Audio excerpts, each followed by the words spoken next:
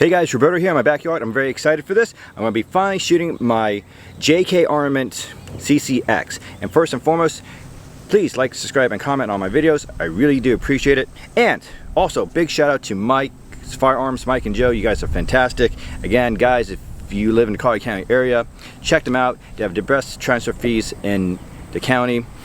And also they have the silencer shop kiosk, which again, makes a lot of things so much smoother when getting a suppressor. Now back to this.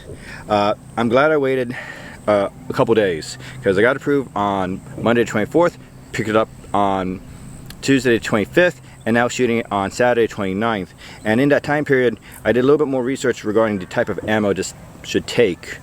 Read on comments, this and that certain ammos didn't cycle properly. So we're going to find out. I have 4 types of ammo that we're going to use in 9mm and see what works and what doesn't work. Also, before anything else, before I put this on my XDM Elite, I'm going to break this down for you and show you all the different baffles that comes along with it, and I'm going to show you it wet as well. Alright guys, so here's the CCX broken down, and I just put all the gel in it, and again, it doesn't say how much, so you can put as much as you want. So I put it inside both the barrel and around the baffles as well to get this going. So yeah, so now I'm going to reassemble this and put this on my XDM Elite and see what happens with the ammo. Alright guys, so that's what the CCX looks like when it's broken down with the Vaseline in it. So again, I just put a chunk of Vaseline in every single baffle or little tube, we'll call it what you want, okay? But primarily the baffles and the end cap and this. Now the one thing I also find fascinating is that it has this little thing, this little right here, the TT. I don't know how well you can see it, but that's the toner. You want to have this at the very beginning of the suppressor instead of the top, because again, when you shoot, that's going to help make that I guess the sound quality lower. Think of it like, if you know your instruments, if you've ever played music, you know what I'm talking about. You got the low and the high. So you're pretty much going to be hitting like a low B instead of a high B. So yeah, so again, looking forward to this. And when I'm done shooting this magazine, what I'm going to do, I'm going to break down, take off a baffle and shoot maybe 2 rounds. So you can hear the sound quality. And I'm also going to try something slightly different as well. I'm going to also have the camera more on my hands and on the suppressor as I break down the CCX. But alright, enough talk. Let's see how this goes.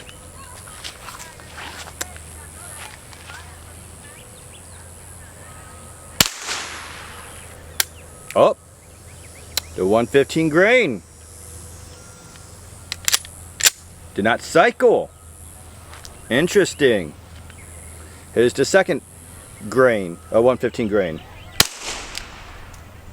Up, same thing, didn't cycle. All right, now we're at the Hush 147, 2 Hush.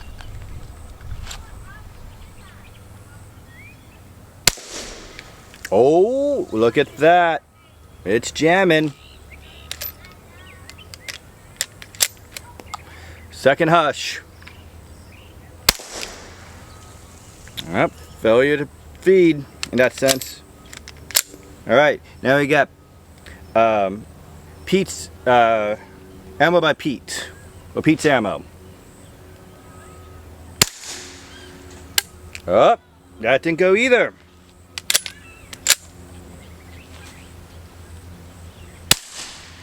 Oh, same thing, failure to feed, jammed.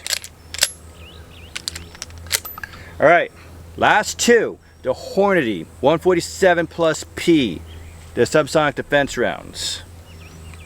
Let's see how this goes. That worked! Wow! Okay, good to know. So it looks like it's the plus P that works. Kind of makes sense a little bit because again, this is a dedicated can, and again by that I mean, oh, again everything is clear. By that it means, sure it's designed for a quote-unquote concealed carry, but this is ideally want to use for home defense as well. So again, home defense rounds, subsonic plus P by Hornady, no issues cycling in here. Fascinating. Alright, because one thing I didn't like about the fact about this, when I got it, it didn't really come with a manual. All you had to do was, it came with a red tag, and you scan it, the little code, whatever it's called, and then it just takes you to JK Armament's website for the manuals, and it doesn't really give that much, like what type of ammo you should use per se, of 9mm grains. But again, I'm glad I looked into this before anything else. Alright, so recap. 115 grain, did not cycle properly. 147, Hush, did not cycle properly. The reloads by Pete did not cycle properly through this. But apparently the Hornady 147 plus P, it did. Huh. I wonder why. Well, here's another thing. Don't forget, I also have my Smith & Wesson folding pistol carbine. I'm going to put that on there, and I'm going to try that ammo as well on it and see if that cycles. But that's going to be in a few moments, because now here's the interesting part. Now I'm going to set the camera differently, and I'm going to start taking a baffle per 2 shots. And I'm actually just going to use the Hornady plus P, because I don't feel like constantly racking this and all that nonsense. Alright guys, here it is again in the full configuration. And again, after every 2 shots, I'm going to break down baffle by baffle until we're at the very end. That includes no tone tuner, okay?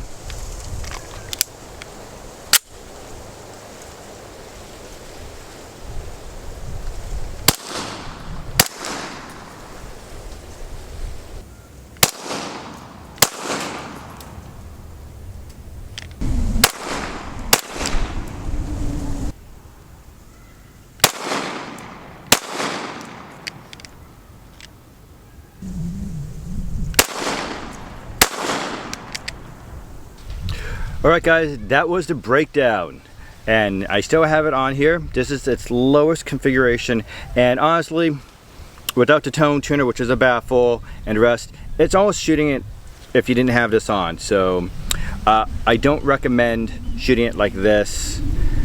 You're going to hurt without any ears. You're just going to hurt yourself.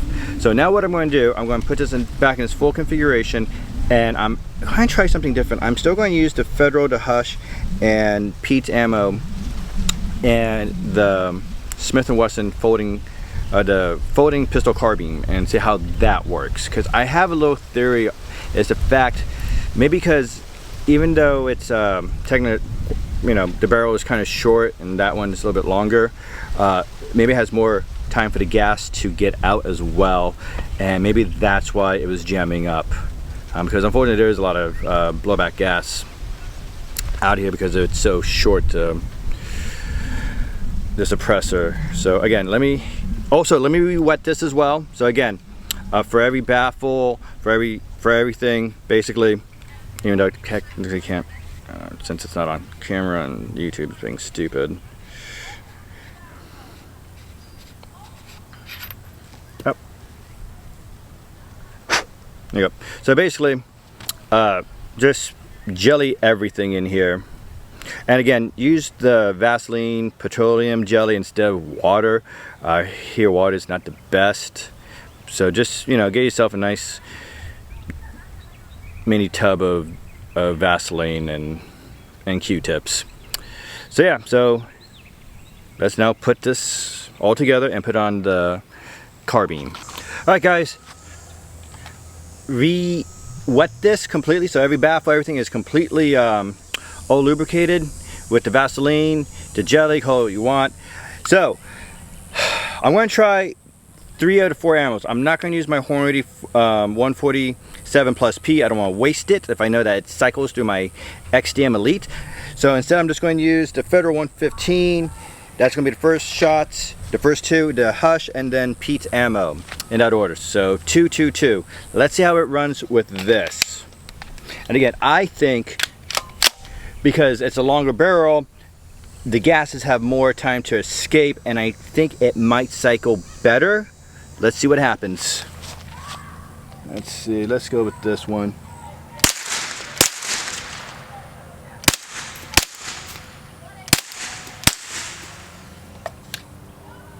Well, damn, it cycled through everything.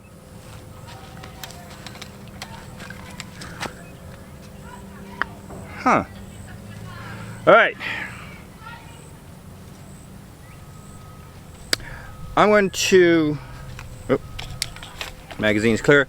I'm going to try it again. I'm going to put this time 333 and see how that goes. And again, I'm not going to break this down. I don't feel like it, honestly. You get the idea. This, again, is more dedicated for handgun instead of something like this. But it would be still kind of, if you want to use this as a home defense gun, yeah, sure. So be it. It's your house. It's your gun. However you want to protect yourself. But wow, okay, so let me re-upload this magazine. All right, guys, so here it is again. From Top, Federal, Hush, and Pete's Ammo, 333.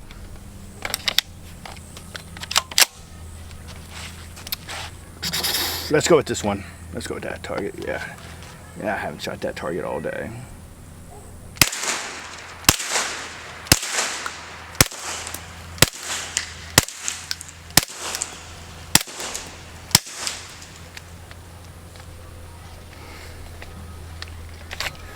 Clear, no issues at all.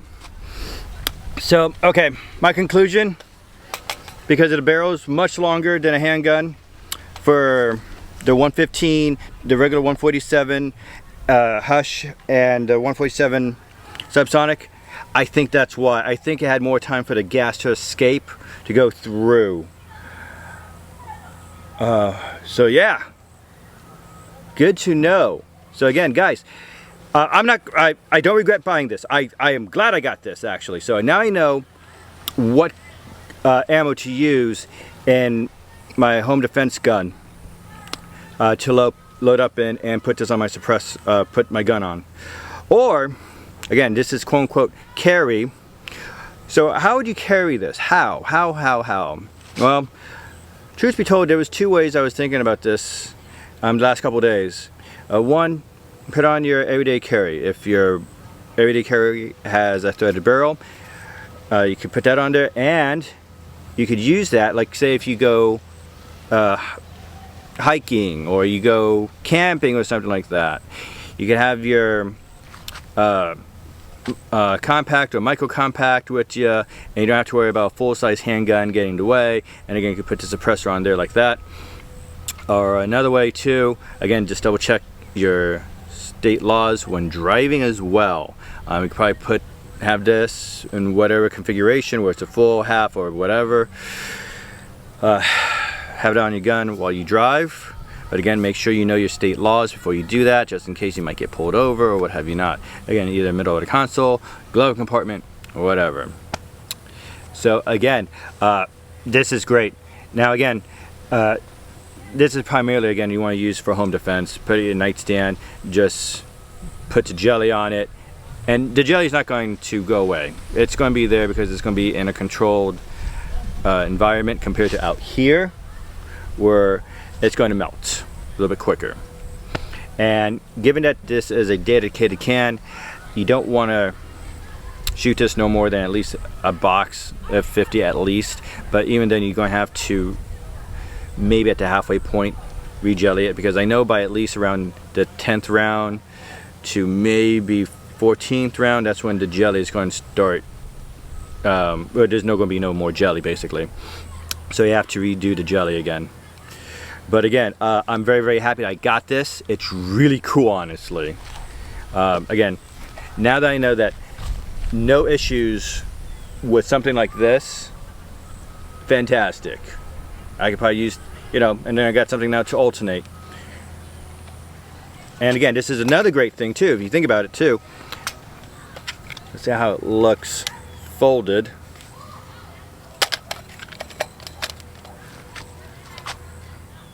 Alright, not bad. So pretty cool with that. So again, if you decide to go camping, hiking, whatever, and if you have one of these, boom, you get yourself the CCX. And then you're good to go. So one more thing before I go, I'm going to do a little bit of a size comparison with my rugged Obsidian 9. Here's my rugged Obsidian 9 from, it's amazing, I love it. And again, the best part about this is it also breaks down to right here. Now, here's the comparison. Here's the CCX, here's the rugged, boom. Right where they meet to thread. Now, this is just a little bit shorter if you decide to break this down. And another thing also is the diameter. Look at the difference of that. Again, the reason why this is called a the 105 CCX, because that's the measurement of this. That's the diameter. Crazy. And this actually, okay, so you see how the cap, boom, look on how well you can see it, but basically this could go right, almost right in the grooves. That's how small it is. So again, see if I could just, since it's not on camera, I could break down the rugged. There's that. Let me just quickly put this in my pocket. Oh yeah, that's another thing too about this CCX. You just literally could just put it in your pocket, or if you have an extra magazine holster, I recommend that.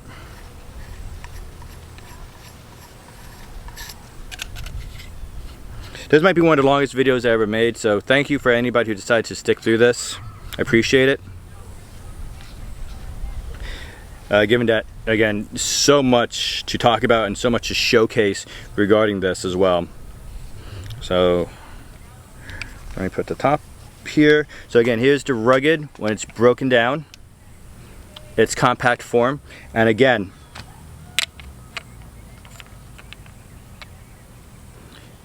the CCX is still smaller. Again, that's just amazing how they did this. So, in conclusion, run this wet. They say recommend it. I say not recommend it. I really highly suggest you do it. I'm sure you can run it dry, but you're not going to have the sound quality. It's going to be a little bit higher. But again, I highly recommend this. You run it wet. I mean, again, I put tremendous amount of Vaseline in it. And again, it's not going to hurt it at all. It actually made the sound quality better for that matter. So, another thing, ammo. If you're going to use this for your house, home defense, or your everyday carry, make sure that it's plus P. I mean, I had no problems with the Hornady 147 plus P, ran smoothly. Unfortunately, everything else, it got jammed on my XDM, but yet no problems with the Smith & Wesson folding carbine. So figure that one out. But again, I think it's because longer barrel, more time for the gas to escape. So I think that's why I didn't have any issues with that. But if you could get a hold of this, I say go for it. This was amazing buy. I'm glad I got it. So JP Armament, I am a new customer of yours, so I'm definitely going to be keeping my eye out on products that you'll be producing. Alright guys, that's it. Have a good one. 2A all the way.